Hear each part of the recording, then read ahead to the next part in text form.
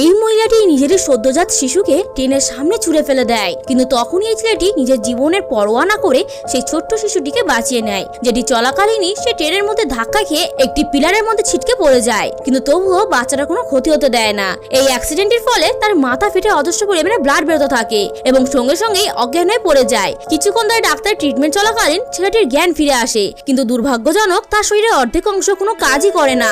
তারপর সে হুইল চেয়ারের মাধ্যমে আবারও সেই ট্রেন লাইনটির সামনে আসে। তখনই তার দিকে তাকিয়ে একটি মেয়ে হাসতে শুরু করে আর তার মুখের সাইডের রক্তগুলো মুছিয়ে দেয়। তখন এই ছেলেটি হুইল চেয়ারের মাধ্যমে সেই জায়গাটায় এসে পৌঁছায়, যেখানে খুব দ্রুত গতিতে একটি ট্রেন এগিয়ে আসছিল বাচ্চাটির দিকে। কিন্তু সেই ছেলেটি নিজের মনে জোর লাগিয়ে আবারও সেখানে ঝাঁপ দেয়। সবাই ভাবে হয়তো ওই বাচ্চাটিকে ট্রেনটি পুরো পিষে দিয়ে চলে গেছে। তারা খেয়াল করে সেই ছেলেটি আবারও একটি বাচ্চাকে বাঁচিয়ে নেয়, যেই বাচ্চাটি কিনা পুরোপুরি ভাবে সুস্থ ছিল। যার দিকে তাকিয়ে মেয়েটি আবারও খুশিতে হেসে ফেলে আর তাকে একটি স্যালুট জানায়।